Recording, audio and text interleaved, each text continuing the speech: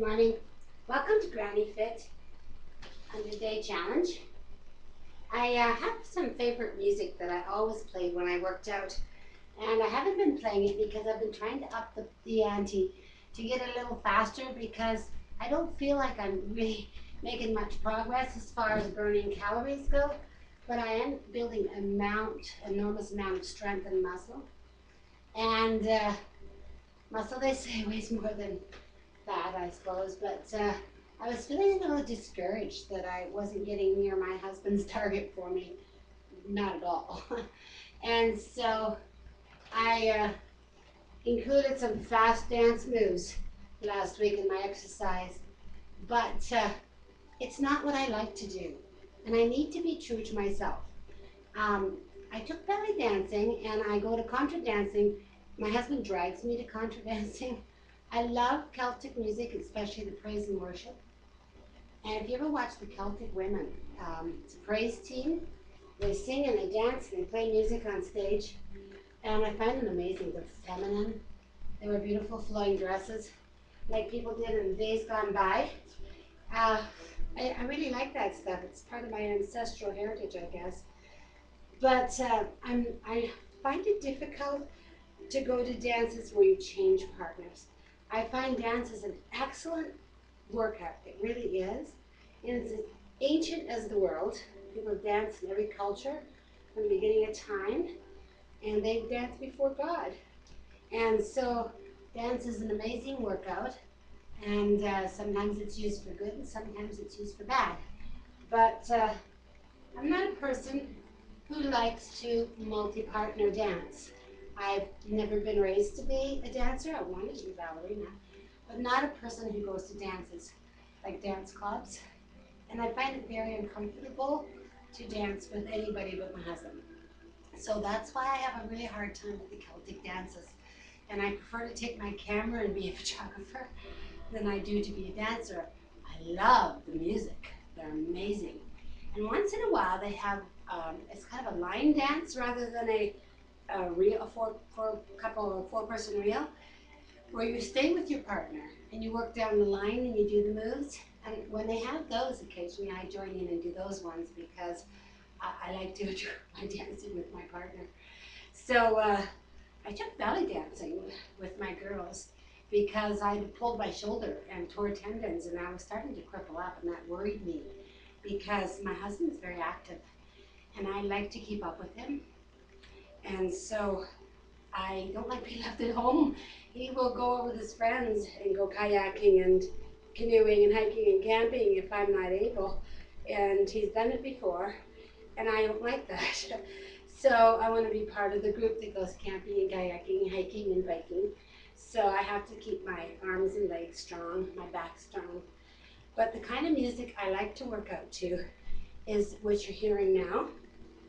And when I used to go to the gym, I would get on elliptical training thing, and I have one. My friend's storing it for me. I actually gave it to her, but she doesn't have room and she wants to return it.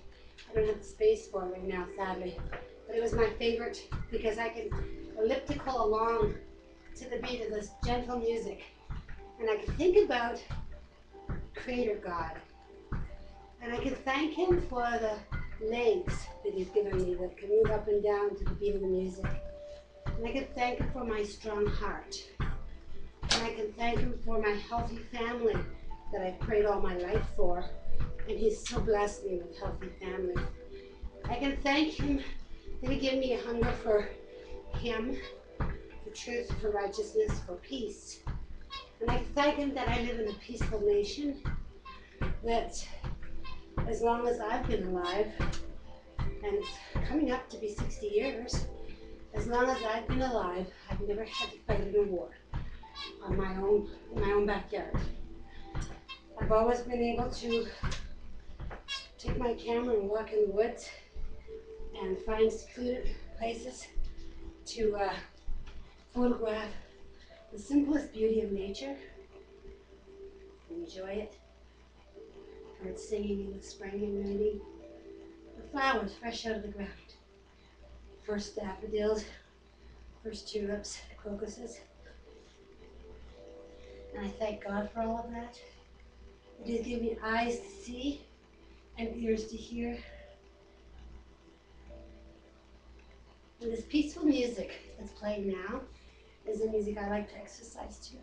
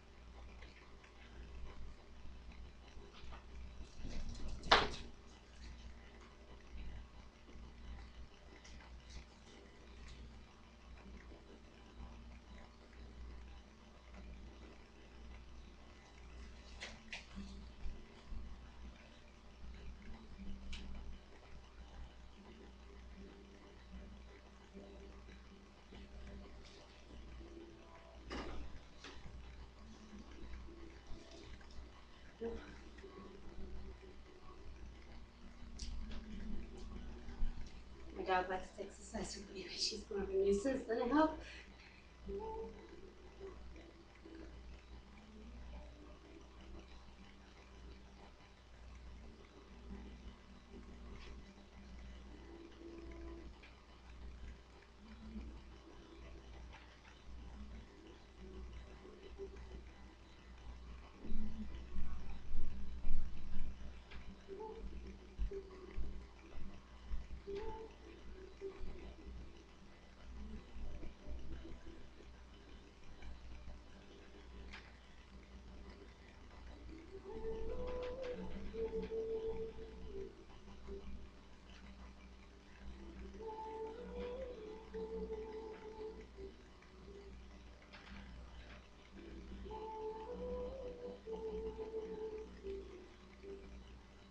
I got this CD over 20 years ago.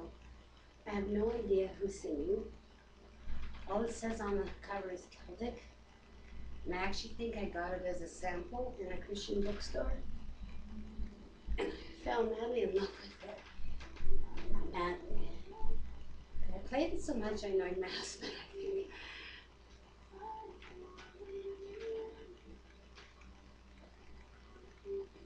I like the way the voice and the music blend together so beautifully as one beautiful instrument in harmony.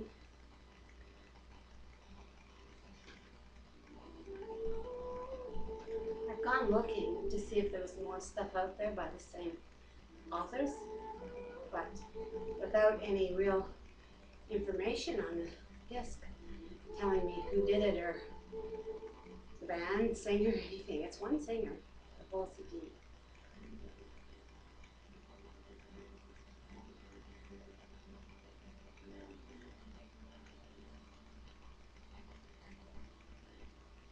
About 18 years ago, I had a really bad ear infection. I actually had the ear infection for 3 years. It developed into like a skin eating disorder. Clumps of skin would come out of my ear and my face was swollen. It spread into the inner eardrum and down my neck. It would bleed at night. And I was on medication from all kinds of doctors all over. I'd go in the emergency ward because the pain was unbearable. I did a lot of research and I thought this membrane is awful close to my brain. I could die from this. I couldn't hear anything. I couldn't hear a bee buzzing. I couldn't hear mosquitoes. I hear dogs barking. But the ear pain was so bad and this ear and the ringing so loud that it distorted what I heard in this ear. And it was hard to tell where noises were coming from. A noise could be here, but because I didn't have that balance of my ears working, I couldn't tell where I was hearing the noise from. So it made me feel vulnerable when I drove a car and traveled in traffic. So I prayed and I asked God for healing. And I sought Him with all my heart for a while by the river, for quite a while by the river. We lived in the country by a river. It was beautiful and peaceful. And I had a list of things on my prayer list. One of them was the ear, fairly close to the top.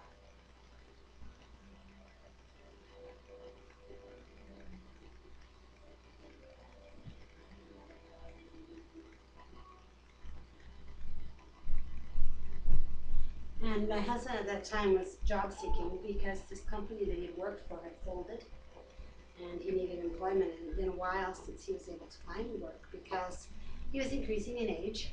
And though he had a good resume, people didn't want to take a risk to employ a mature person and train them in case he would retire. So he was getting discouraged. And he'd taken a part-time job out of town and was gone all week long. Come home Saturday, do laundry, leave Sunday. And we lived in the country, we had one vehicle, so I was isolated. So of course that was on my list as well. And my children are always on my list. And I was having it was a beautiful spring day, not far from this time of year, and birds had come back and they were mating. And we had had cardinals in our backyard, down the river, on the island. And I hadn't seen cardinals in over a year. We had a lot of neighbor cats, and I was really worried that the cats got the cardinals. So in the middle of writing out, I write my prayers, as I told you before. In the middle of writing out my prayer, I looked up and I was watching the birds, and I didn't see any cardinals. So I just, in the middle of the prayer, I said, Lord, where have all the cardinals gone? I love the cardinals, the color, the blue jays and the cardinals and the orioles and all that color in the spring. There's just something about those cardinals that I love and I miss them. Where are all the cardinals gone? And then I took a breath and I thought, well. And I was almost feeling like I'd been praying in vain, like God wasn't listening. And so I started rewriting in my journal and trying to think of a psalm to praise the Lord with. And all of a sudden there was this noise in the trees. And this male cardinal, brilliant red, fluttered all around me. Just fluttered and fluttered all around me as if like, here I am, look at me. And I broke down in tears, knew the Lord had been close and heard my prayer.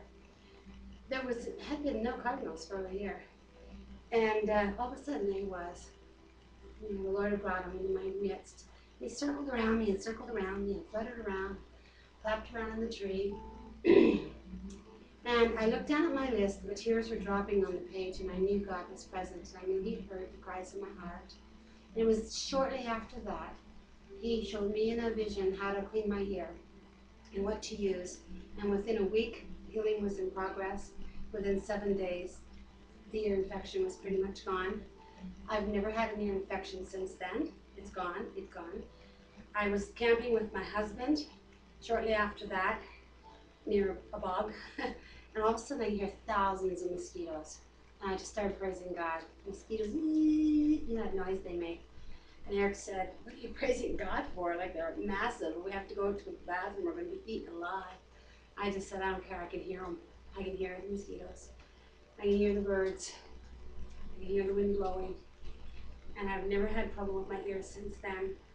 I've never forgotten that experience.